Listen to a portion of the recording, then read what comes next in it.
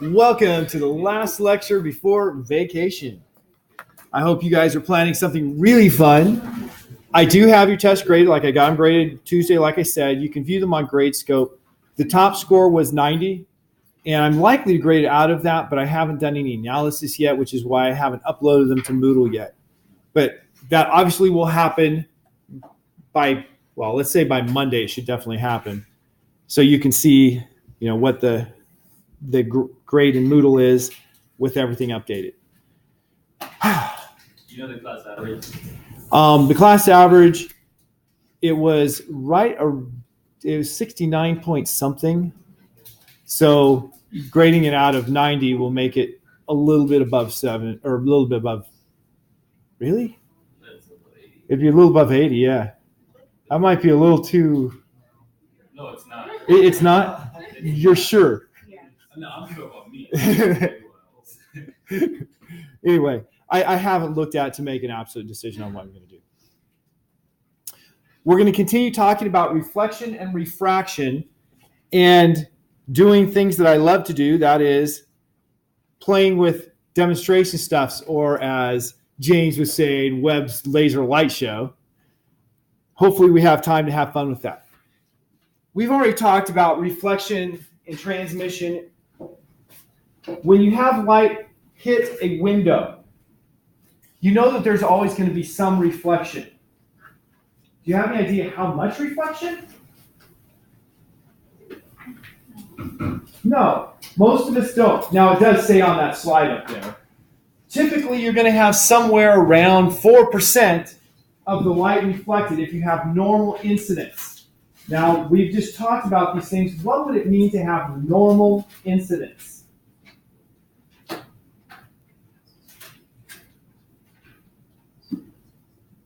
That the incident ray, that means the incoming ray, is striking the surface normal to the surface. So it's coming in a direction normal to the glass. If you change the angle, the amount that's reflected is going to change. If you change the type of glass, the amount that's going to reflect is going to change. So if you, for instance, use a quartz glass, it's going to be lower reflection than if you use a sapphire glass. And yes, sapphire is perfectly transparent. By looking, you wouldn't know the difference. So, well, actually, let me stay on this. Does anybody here have the Pathfinder optics honor? No one? Well, I just taught the optics honor a few weeks ago. One of the things that they have to understand is how a two-way mirror works. Anybody here know how a two-way mirror works? One. Okay? So let's say that I have a two-way mirror here. And so on this side of the mirror, I have the desk with the bad guy sitting at the desk. And I want to have people in my observation room looking at him over here. Looking to James because he says he knows about this. And if you don't know, that's fine because you're still ahead of everyone else, right? What's special about the glass for that two-way mirror? One side is like through what other is not. One side is what? One side like reflects all of it, while the other side still emits like half the light through. I think I'm trying to remember this. Well, about the glass itself. Do you know what's special about the glass? Okay. The first thing you have that's really special is you have a reflective surface on here that's not very good. It's a 50% reflective surface. So 50% of the light that hits that surface will be reflected, and 50% won't be. One of the crazy things about this is there's no directionality to two-way glass. It's going to reflect 50% of the light from both sides. And so if it reflects 50% from both sides, some people might say, well, doesn't that mean that each side sees through it? It's kind of logical, right? Because if it doesn't reflect, it's not absorbing here, it's just transmitting. So half of the light goes through and half the light's reflected. So that means that the criminal there will see half the light that's coming from the person in the observation room. So how can I make it so the criminal doesn't see the person in the observation room if half the light coming from the person in the observation room is going to come through that glass? No light. All I have to do is have that 50% reflective light and make it dark on this side and bright on this side. If it's bright over here, then I have a lot of light. Got to choose a different color. I missed. There, I've got a different color. A lot of light that comes here. Half of it's reflected back, and half of it is transmitted. And so the person in the dark room sees that light transmitted. Now the person in the dark room, of course, they have light coming out from them. And so they have that light coming out from them, but it's not much light coming from them because it's a dark room. And half of that comes through, and half of that comes back. The person in the dark room has much more of the blue from the bright light than they have the red from the dark light, and thus they basically see from the other room. The person in the bright room likewise has much more blue, much more from the bright room than the dark room. And so both of them look at the glass and both of them see what's coming from the bright room because there's not much light in the dark room. Now, I have to go one step further because a couple years ago there was a meme on Facebook about how to know if you go like to a public restroom, if it's like a one-way mirror there and somebody's spying on you. Have you guys seen those things? Yeah, they say touch it. What does it tell you if you touch it? Because you were acquainted with that. What are you supposed to do when you touch it? To see like the reflection of your finger or something like that. What the meme says, which is completely bogus, is if you touch it and you see a reflection of your finger, that indicates one thing. I don't remember which one they said. And if you touch it, you don't see a reflection of your finger, it's the other. All that test is telling you is if it's a front surface mirror or a rear surface mirror. Because if you touch it and then you see a gap in the reflection of your finger, that means the reflective surface was on the back of the glass, which guess what? All mirrors are that way, they basically, unless you just have a piece of polished metal. Why? Because they want to protect the reflective surface. So they don't have a reflective surface out there where people touch it. It's not going to tell you if it's a one-way mirror or a two-way mirror. A two-way mirror is usually going to actually have a reflective surface sandwiched between two pieces of glass so that nobody can touch the reflective surface. But by touching the front surface, you can't tell if there's another piece of glass behind the reflective surface. It just doesn't tell you that. So that test doesn't help. It shouldn't give you any confidence whether it's a reflective two-way mirror or not. Because you have the rear surface is the reflective surface, or if it's a two-way mirror, it's the center between two sandwiches of glass, and you can't tell the difference. So that one doesn't work.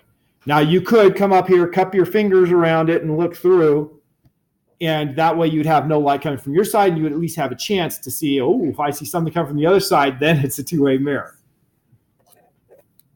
But of course, in reality, people would probably have just a small section where they've put a little camera and you would never find it if that case.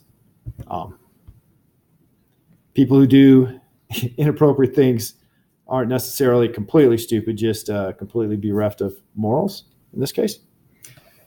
Okay, now we're going to talk about refraction, a new thing. I'm going to do demonstrations of both reflection and refraction, but we're going to talk about refraction first before we do the demonstrations. So what is refraction? Actually, no, let's do the demonstrations first. Demos are more fun. If we run out of time, at least we'll be able to say, yeah, well, we did the demos. So let's turn off all the lights, raise this thing, and do some demonstrations. So first of all, I've been playing here. I take that away. Somewhere here, there's a plane mirror, and by plane, I forgot to get the plane mirror. Here's a plane mirror. When we say a plane mirror, we don't mean that it's standard, ordinary, nothing special. We mean it's in the shape of a plane, flat surface. And so if I put that plane mirror, what's the one thing we learned about reflections from class on Wednesday?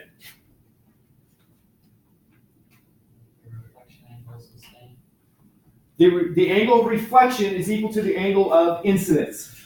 So if I put this so the light comes in normal to the surface, then the angle of incidence, how do we measure that angle of incidence? Instead of me telling you, how do we measure that angle of incidence? The angle between what and what? One of them is the incident light, I'll give you that. And the normal to the surface. So here, the angle between the normal to the surface and the incident ray is 0, and thus the reflection, which is also the angle of reflection is from the normal to reflected, is going straight back. So if you could look over here, you'd see the light hitting up here. Now I'm going to angle it a little, and you can see, yes, it rotates as I rotate this, and the angle of rotation is twice what I'm doing here. So if I get this to 45 degrees for the angle of incidence, my angle of reflection is also 45 degrees, so what's the total deviation here? Well, total deviation is actually 270 degrees. We tend to say 90 degrees because you had 45 between the angle of incidence and normal, and then 45 from the normal to the reflection. So that's, pretty simple, straightforward, not much excitement. Now I'm going to take a mirror that's curved. Yeah, put it in front of the light. See, curved surface. It's what we call concave because the curvature is bending inward. So with this concave light, the angle of incidence changes depending on where the light is hitting it. So if it's in the bottom half, the normal is pointing up. If it's in the top half, the normal is pointing down. And so in the top half, up here, the normal is coming out in this direction from where that light is hitting. And so the angle of incidence is the angle between this incident light and where my finger is. The angle of reflection is then going to go on the other side of my finger, that same amount. Now what you have here is all of those parallel rays, the rays are coming out parallel, they all meet at one location. And we define the location where they meet as the focal point. So right here, can you see that dot at all? Yes. That's the focal point. And we define the distance from that focal point to the lens, or the mirror in this case, as the focal length. So focal length is the distance from the mirror to the focal point. Notice with the concave mirror, it converged. The light came together. So that's converging.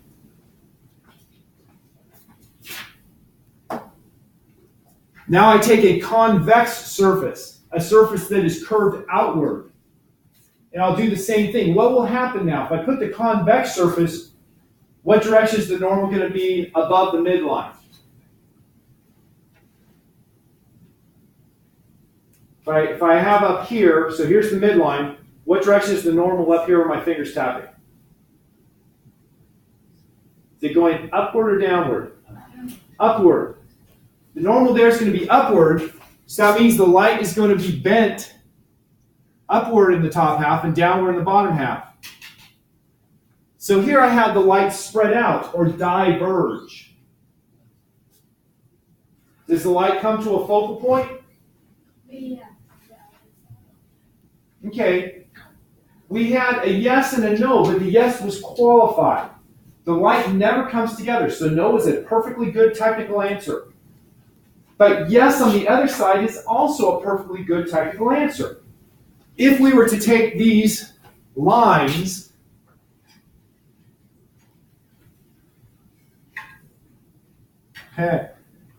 can't really see what I drew, but if we extrapolated those back, okay, my artistry is far less than perfect, but we would have found that there's a location back here where they all came together. So they did have a focal point, but that focal point was on the wrong side. So we have a focal length, the distance from the mirror to where it came to a focus. And we have a focal point, but it was on the wrong side. So the rays didn't really come together. If the rays leave here looking like they came from this point, but they didn't really, we call it virtual. So this is a virtual focal point, not a real focal point. When I use this, I had a real focal point. When it's a real focal point, the focal distance is going to be positive. If it's a virtual focal point, then it's going to be a negative distance. So the focal length of this one, positive, focal length of this one, negative. Now I can combine these in fun ways. Here I'm off axis. You see the focus is messed up when I'm off axis. That's because these are made in a circular shape, but the circle shape isn't the correct shape. It's good if you're close to on axis. That is, when I'm like this, the circular shape is pretty good. But when I'm off axis, it's not. Well, for fun, I'm going to put this mirror up here. And you see I can change what the exit looks like depending on where I place it. And you can also see that this mirror is not very well ground. But I can get it somewhat close. These bottom two are parallel. The rest are diverging. If these were high quality, made the right shape, I could actually make parallel rays. So you can do interesting things with these, make optical instruments. So we're going to spend some time learning about the mathematics and the geometry of that focusing of light. But we can see that using mirrors, we can make light focus, have a positive focal length, or we can make it diverge, having a negative focal length. Now I'm going to shift to what happens when light goes through a material, when it transmits. So here's just a piece of plexiglass. There the light goes through. Anything interesting going on? No, good. Good, nothing interesting. It's not supposed to be interesting. Now I'm going to rotate this plexiglass. What do you think will happen when I rotate the plexiglass? Act like a polarized lens. As in the Untitled Light. There are some polarization things involved. Since we haven't talked about it, I'm just not going to get to talk about polarization yet. We're in physics class. We ask these questions, but we always do the demonstration because we want to actually see what happens. So if I rotate this,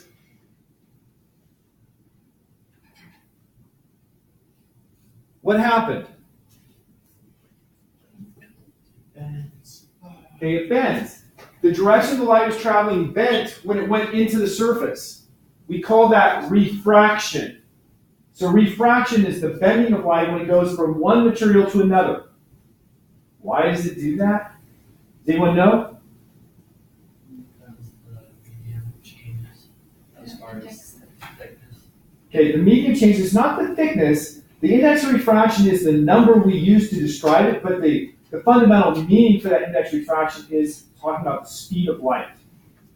The speed of light in vacuum is a maximum value, which is defined as exactly 299792458 meters per second. When we go into plexiglass, the speed of light is a fair amount slower. And because it's slower, the light changes direction. It has to do with the change in speed, and we'll see some slides to describe that. But because the light goes slower, it bends. And so I can do some interesting things. Now, look what happened here. Here I have light that hit the top surface. Some of it reflected. Some of it refracted. Obviously, the amount that reflected was more than 4%. So we can see you changing the angle, change the percentage that reflected. When you're hitting at a bigger angle of incidence, you'll reflect more light. This light that was refracted a lot more. That is, the change in direction was a lot more than down here. Yeah. This is where I actually wanted. Hits here, it hits here, and it reflects. How much light came out here? Okay, maybe just a tiny bit. It does look like there's a little bit. This line here is from this. But it does look like there's just a little bit right above that. So a little light came out. Most of the light was reflected here. And in fact, if we get the right angle, we'd have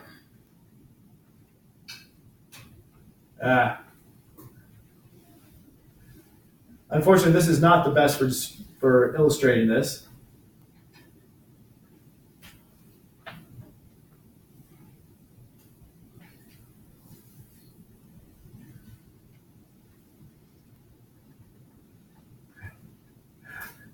I'm afraid I'm not going to get there with this. I'll have to change what I'm doing. But you see the light is reflecting around and refracting, doing interesting things. I love to play with this stuff. Hopefully you do too, because, curious mind is a great thing to have. Yes, ma'am. Why did the plexiglass, like when it was reflecting off, it it reflected through like one of the other glasses, but when the other glasses were right by the lines, like you couldn't see the lines go through? I'm not sure which ones you're referring to. This, and this are mirrors. And so if it was that, well, you're hitting a mirror. If it was this one or this one, then it'd be something different. I'm not going to go back and try to reproduce it. Oh yeah, it was one of the other ones. So. Okay. This here is called a prism. It's a triangle. Prisms don't have to be triangles. What's happening here?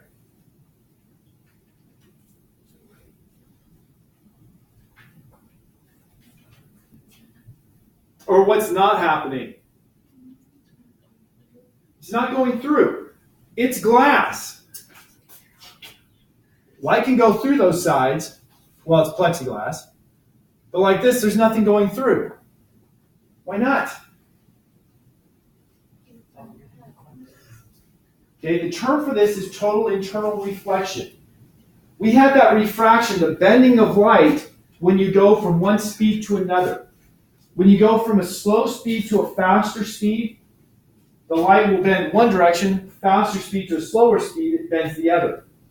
Well, in this case, going from the plexiglass to the air, that's going slower to faster, the light should bend away from the normal. That is, instead of going straight through, it's going to deflect away from the normal. So let's just look at these lines. Change to another color you can't see. Erase other marks that you can't see. That'd be great. So this light here's going straight. You see that? No. Totally. I knew you would. Let's try the crushed black one. There's light going straight. Clearly it doesn't do that. Now, it should bend away from the normal. What direction is the normal to this surface right here? It's like this. Pointing out, so the normal to the surface is like this. So it should bend farther away from that dashed line than the straight line I drew. So that means the refracted light should be going something like this.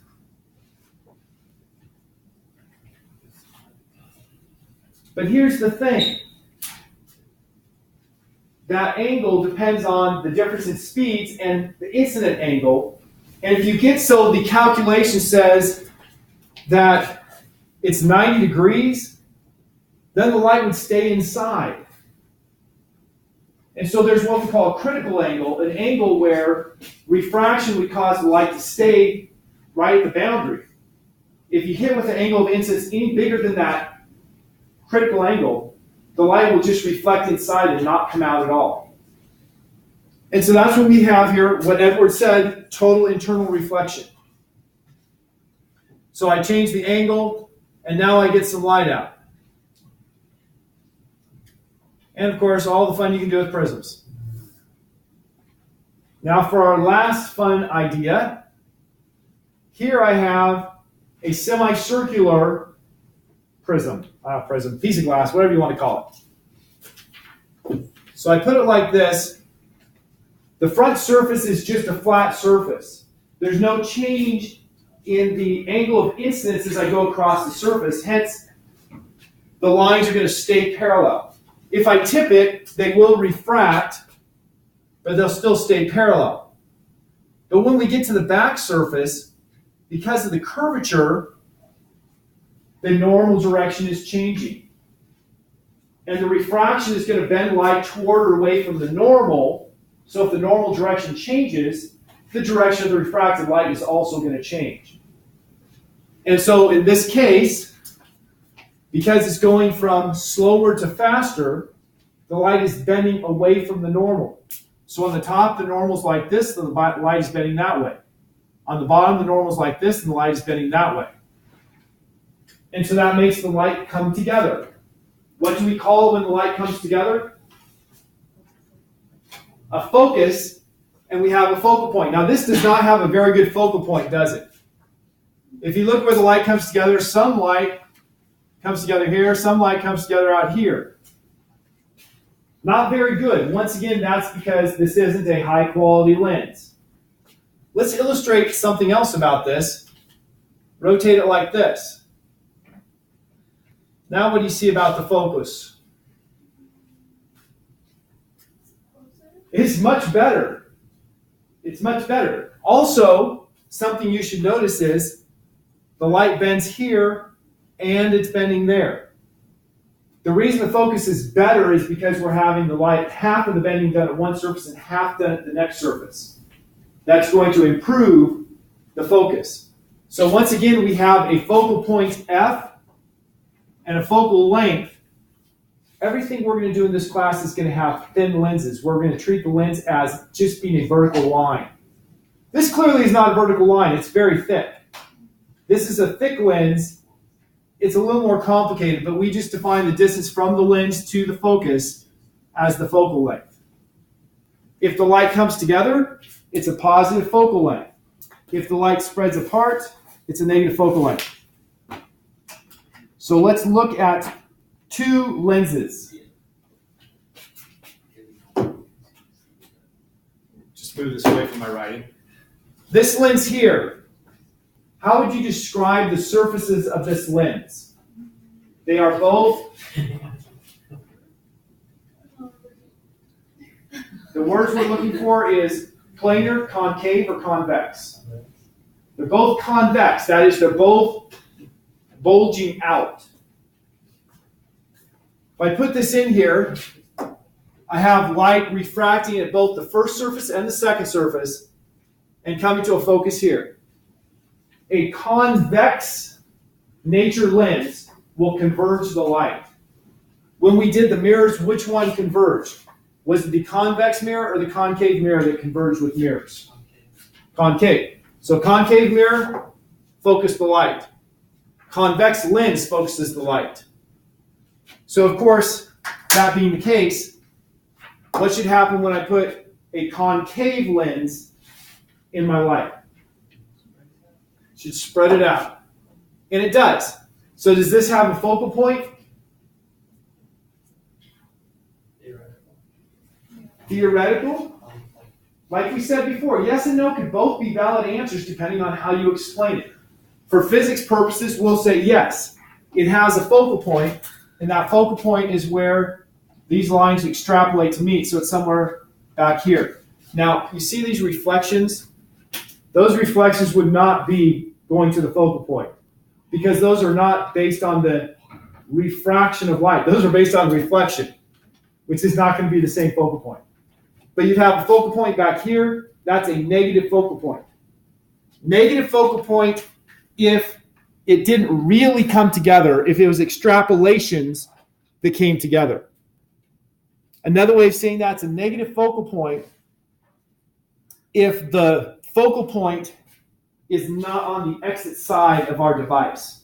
So for mirror, the exit side was the same as the entrance side. So it's a positive focal length if the focal point is on the exit side where light came from. Lens, light goes through, it's a positive focal length if the focus is on the transmission side, the side the light exited. That's our fun for today. I wanted to make sure I got that in before, the end of class when I'd be sad. And I, of course, turned on the wrong lights, but that's okay because I still got to figure out why that button's not responding. There we go. Turn off those, turn on those. That's more like it.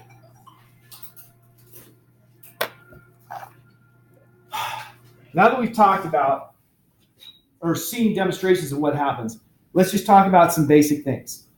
When light goes from one medium to another, it's the same as a wave on a string going from one part of the string to another string. So if I have two strings tied together, and one string is a thick string and one's a thin string. The thin string, I know we didn't cover this last semester because we didn't have time to finish out the music. But the thin string is going to have a faster wave speed. The wave goes faster on the thin string, slower on the thick string. If I tie the two together, and I have a wave that's coming down the thin string and it hits the thick string, what's going to happen when the wave gets to the thick string?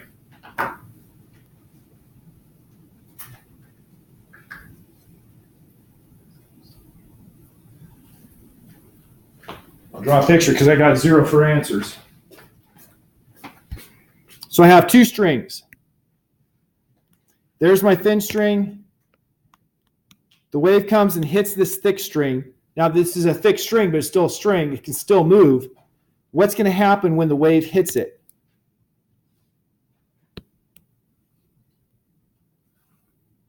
Will the thick string move at all?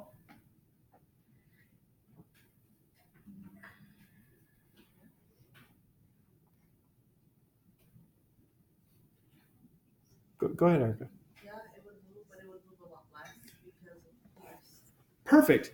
It would move, but it would move a lot less because that little string, it'll pull up, but the mass per unit length of the little string is small, the mass per unit length of the big string is big, so the force is going to cause a much smaller acceleration on the big string than it did on the little string. But the big string will come up, so we're going to have the big string respond. The big string will have a wave on it, but it'll be a lot smaller than the wave on the little string. Another thing, though, we're going to have a reflected as well as the incoming wave and a transmitted wave. We're going to have the incoming wave, the reflected wave, and the transmitted wave. Later on, this is going to be important. For today, it's not. If you have the wave hitting the fat string, which has a slower speed, the reflected wave is going to flip over. So that is, if your wave was up like this, the reflection is going to be downward. Why? Because it was pulling on something that was very heavy, didn't respond much, and ends up yanking down on the string. So you have the reflected wave is reversed because of that yanking down by the heavy wave, or heavy string, or the slower medium. The transmitted wave is always going to be the same, so it's going to be same up and down. But of course, the speeds are different. The speeds are different. What is that going to change? Is it going to change the frequency, the wavelength, or both? Yeah, I had two answers, and they were both. There is an easy way to disprove that answer. Just thinking about logically, a Duncan experiment, as Einstein would say. I have two pieces of rope that are tied together. The frequency is going to be the number of times per second it goes up and down. If the two ropes have different frequencies on each side of the knot, what's going to happen to the knot? Same frequency, it's going like this, right? A different frequency is going like this. What happens to the knot? It breaks. So provided it doesn't break, they have to have the same frequency in both materials. And that's a fundamental rule here. The frequency is going to be the same on both sides of the knot, or when light goes from air into water or air into glass, the frequency is going to remain unchanged. But if the wave speed changes and the frequency is unchanged, then we can immediately determine how the wavelength is going to respond, because we know that frequency times wavelength is equal to the speed. So that means if the frequency is the same, frequency 1 equals frequency 2, then that means speed 1 over wavelength 1 must be equal to speed 2 over wavelength 2. or solving that for wavelength 2. Wavelength 2 is equal to wavelength 1 times speed 2 over speed 1. So if you go into a faster material, the wavelength is going to get longer. If you go into a slower speed material, the wavelength is going to get shorter. So the wavelength changes when light goes from one medium to another, or when sound goes from one medium to another. But the frequency has to stay the same. Important concept there. Now a super important concept, Snell's law. Snell, I don't remember Snell's first name, is the person who worked out the relationship for how much the light bends. And the calculation for this is done using simple geometry. You have wave fronts that are separated by one wavelength. So here you have the incident ray coming in with some angle of incidence. Where should I draw the angle of incidence for this incident ray?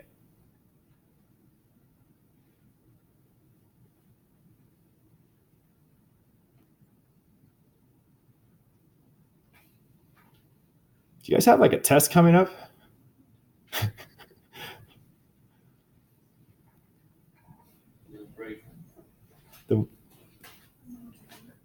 What do you say, Corsa? We just accept break.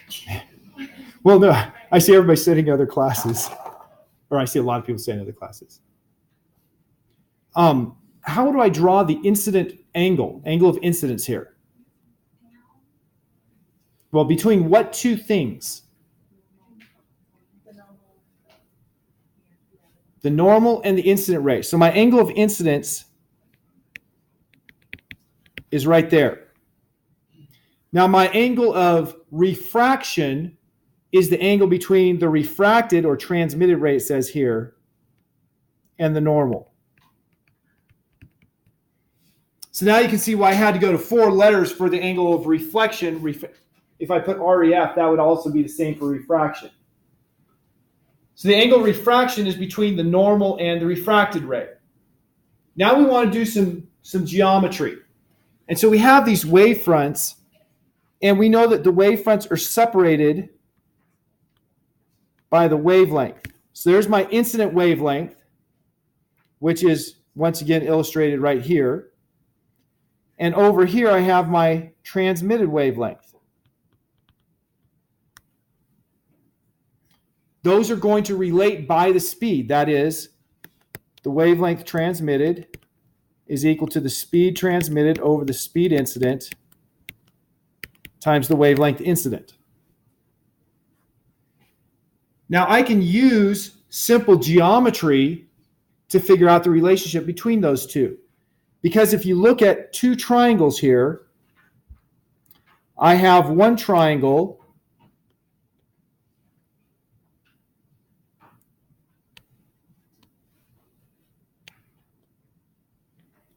there in green, and then another triangle in purple.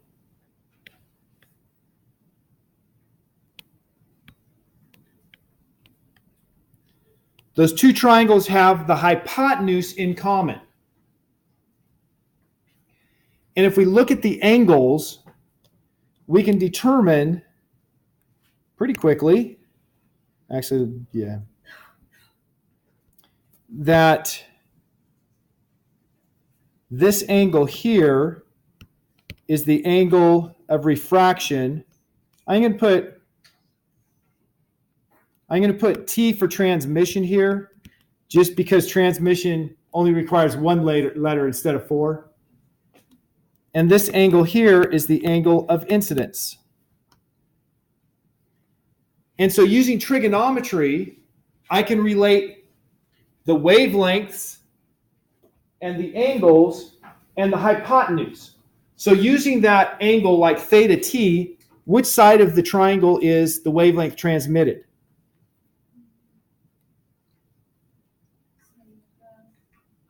Opposite side. So which trigonometric function relates opposite side with hypotenuse? Sine. So I'd have sine of theta transmitted is equal to wavelength transmitted divided by, and I'm just going to put h for the hypotenuse because it's common to both triangles. Now, if I look at the upper one, the wavelength incident is once again the opposite side. And so I'll again have sine of theta incident is equal to opposite over hypotenuse. Solve this for hypotenuse.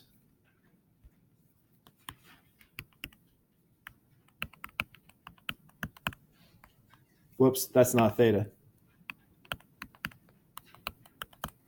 They're solving for the hypotenuse. Down here, solving for the hypotenuse. I did it wrong up above, didn't I? I did it wrong. I did not think I have it upside down. Hypotenuse should be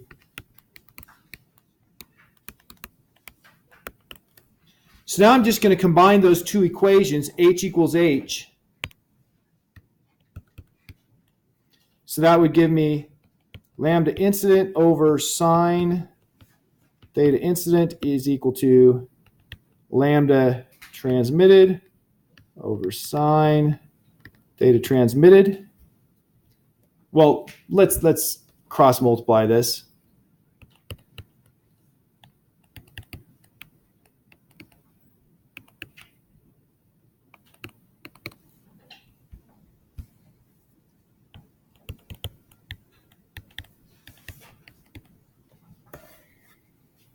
Now, this is a relationship that's relating the sines of the angles, angle incident and angle transmitted, to the wavelengths.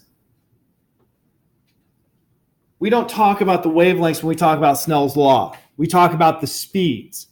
So let's use the relationship that we worked out up above. Where's that relationship?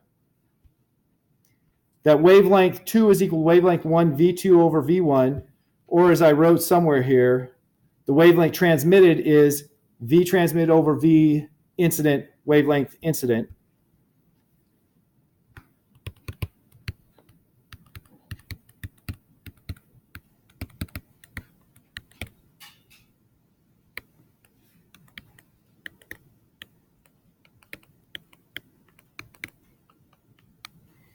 So there I made the substitution. I know my size of writing is getting bigger. So I substituted this here in for wavelength transmitted. Now I'm almost there. The last step is to cancel the wavelength incidence and multiply the speed incident. So I have speed incident, or actually go the other way around, divide by speed transmitted. 1 over the speed transmitted is equal to, or times sine theta transmitted is equal to 1 over speed incident times sine theta incident. This is correct. This is a way of writing Snell's law. Nobody writes it this way, but it's a correct way of writing Snell's law.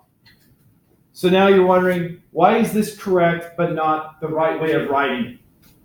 All we do is we take this equation, we say, let's make it unitless. Since it's divided by speeds, I need to multiply something that has a unit of speed to make it unitless. What do I choose to multiply it by? Not 1 meter per second. I choose the speed of light in vacuum. Speed of light in vacuum has a symbol of c, and it's simply speed of light in vacuum is, as I said before,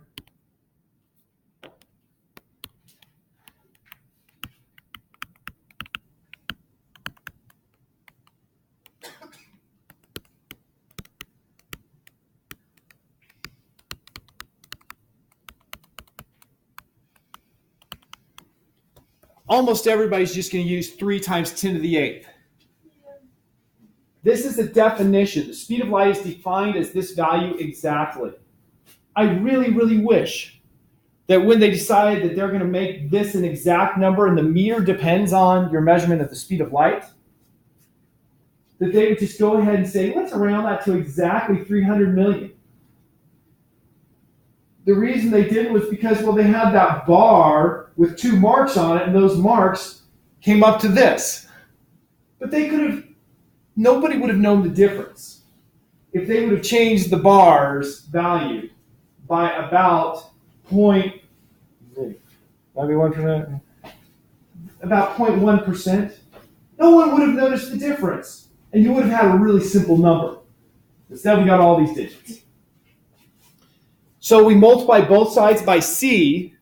So I'm just going to put C here. And that's the way we write Snell's law. Almost. We define N is defined as the speed of light over the speed of light in my material. So C is the speed of light in vacuum.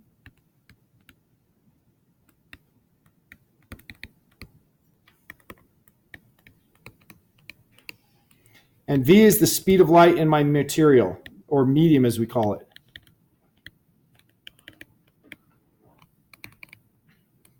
So the way you always see Snell's law written is N1 sine theta 1 equals N2 sine theta 2.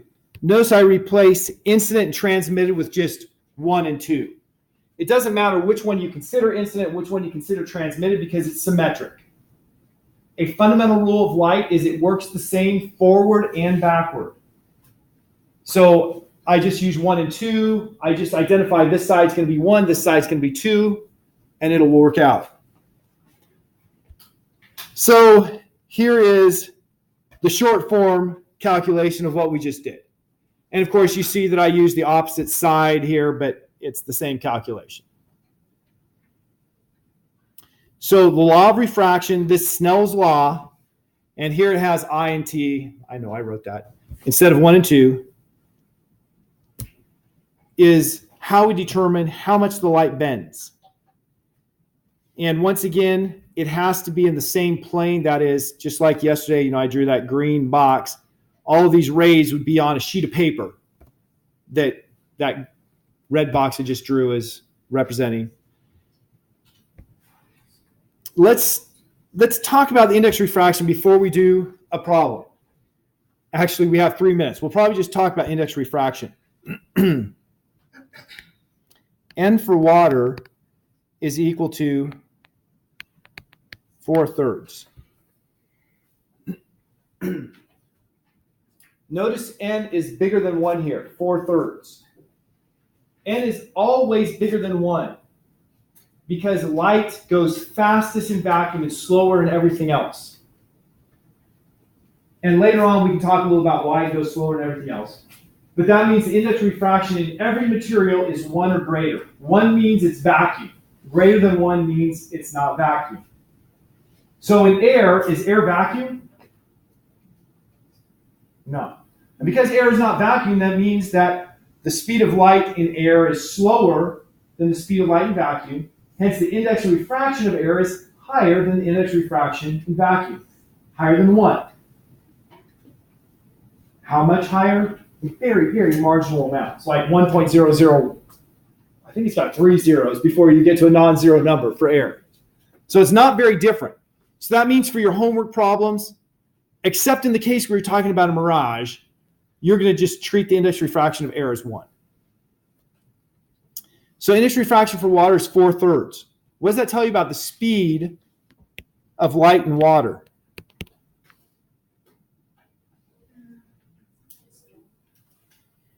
We know that N was defined as C over V, right? So that means V is equal to C over N. So that's the speed of light in vacuum divided by 4/3, or 3/4 the speed of light in vacuum. So light going through water is only 3/4 as fast as light going through a vacuum or through air. Now diamond, the index of refraction for diamond is, I think it's 2.42. It's either 2.42 or 2.24. What does that tell you about the speed of light in diamond? It's very slow. It's less than half the speed of light in vacuum. It's that slow speed in diamond that makes diamond have such special optical properties. Because if we go back to Snell's law, because you have that index refraction for diamond is a very high number, then that means you're going to have your refraction angles are going to likewise be very significantly different than the incident angles. Okay, we're out of time. Have a great break.